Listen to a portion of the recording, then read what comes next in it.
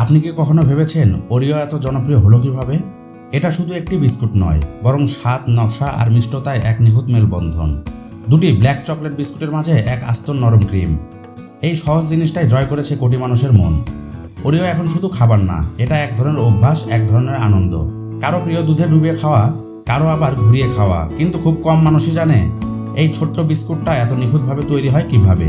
আজ আমরা যাব একদম ফ্যাক্টরির ভেতরে, দেখব কিভাবে জন্ম নেয় এই বিখ্যাত ওরিও। তৈরি তো? তাহলে শুরু করা যাক এক মিষ্টি ভ্রমণ, যার ঘ্রাণে আছে শত বছরের ইতিহাস। ওরিওর জন্ম 1912 সালে নিউ ইয়র্ক শহরে, যখন ন্যাশনাল বিস্কুট কোম্পানি তাদের নাবিস্কো বাজারে আনে এক নতুন গ্যালোটা নাম ওরিও।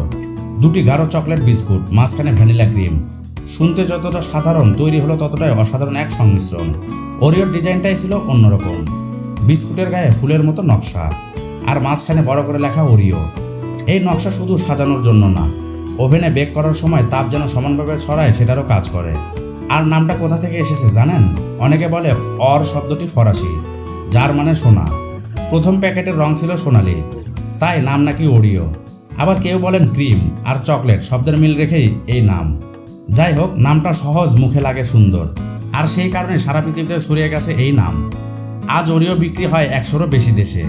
প্রতি বছর তৈরি হয় 40,000 কোটি বিস্কুটেরও বেশি।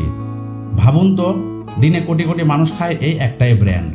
চলুন এখন দেখি কিভাবে তৈরি হয় এই জাদুর বিস্কুট। প্রতিটি ওরিওর শুরু হয় কিছু সাধারণ উপকরণ দিয়ে: ময়দা, চিনি, কোকো, লবণ, বেকিং পাউডার আর তেল।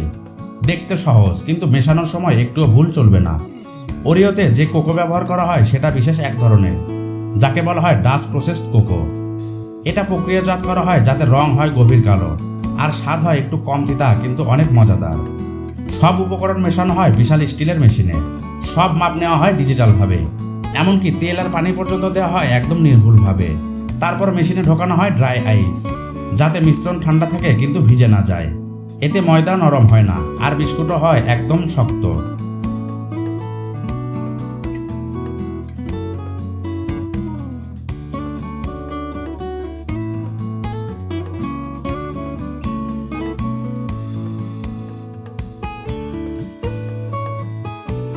মিশ্রণ তৈরি হলে সেটাকে কিছুক্ষণ বিশ্রাম দেওয়া হয়, এতে স্বাদ বসে যায় আর মিশ্রণটা কাজ করার জন্য আরও মসৃণ হয়।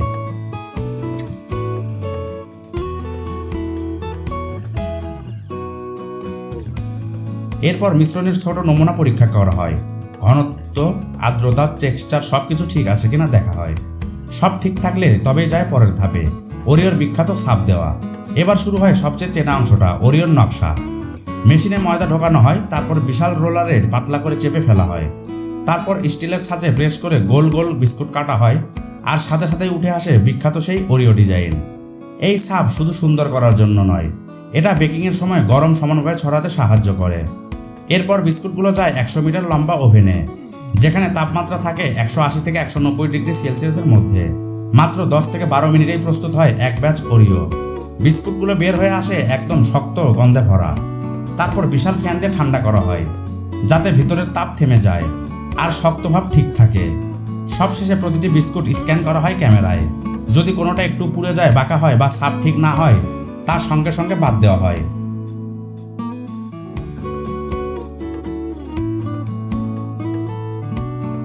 শুধু নিখুঁত বিস্কুটই যায় পরের ধাপে, ওরিওর প্রাণ সেই সাদা ক্রিমের দিকে। ওরিওর মাঝের অংশটা আসলে আকর্ষণীয়। এই ক্রিম তৈরি হয় চিনির গুঁড়া, উদ্ভিদ চর্বি, ভ্যানিলা ফ্লেভার, ভুট্টার সিরাপ আর ইমালসিফায়ার মিলিয়ে। সব মেশানো হয় বড় বড় মিক্সচারে, যেখানে তাপমাত্রা নিয়ন্ত্রণ করা হয় 20 থেকে 24 ডিগ্রির মধ্যে। একটু বেশি গরম হলে ক্রিম গলে যায়, একটু ঠান্ডা হলে শক্ত হয়ে পড়ে। প্রতিটি ধাপে থাকে সেন্সর, যা নিয়ন্ত্রণ করে গতি, তাপ, এমনকি মেশানোর সময়ও।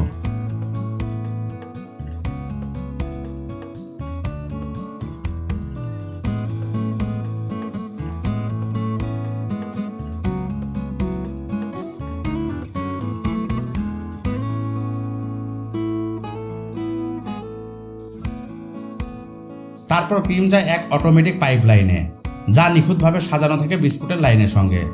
যখন নিচে প্রথম বিস্কুট আসে, সেই মুহূর্তে ক্রিমের নির্দিষ্ট পরিমাণ গড়ে তার উপর পড়ে।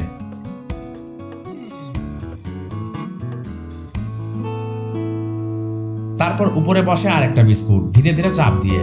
যাতে ক্রিম সমানভাবে ছড়িয়ে পড়ে কিন্তু বাইরে না বেরোয়। এই মেশিন 1 মিনিটে বানাতে পারে প্রায় 3000 ওরিও।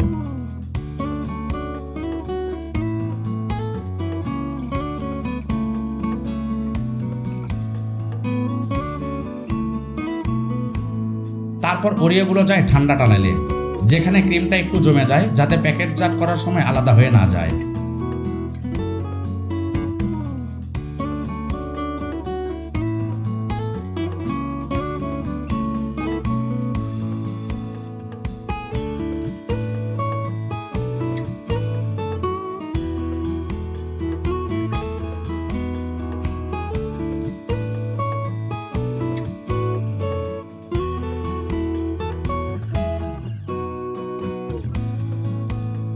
সবশেষ আসে প্যাকেটের পালা।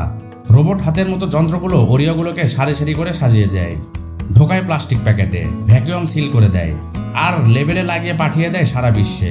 প্রতিদিন কোটি কোটি ওরিও এভাবে বেরিয়ে যায় কারখানা থেকে, একই স্বাদ, একই গন্ধ আর একই মিষ্টি হাসি নিয়ে। তাহলে বলুন তো, আপনার প্রিয় ওরিও খাওয়ার ধরন কোনটা? ঘুরিয়ে, ডুবিয়ে না সরাসরি কামড় দিয়ে? যদি আজ নতুন করে জানতে পারেন তাহলে ভিডিওটা অবশ্যই লাইক দিন। পরবর্তীতে কী ধরনের ভিডিও চান তা অবশ্যই আমাদেরকে কমেন্ট করে জানাবেন। এই ধরনের ভিডিও পেতে আমাদের চ্যানেলটি সাবস্ক্রাইব করে পাশে থাকা বেল আইকনটি বাজিয়ে দিন। আজকের মতো এখানেই, ধন্যবাদ সবাইকে।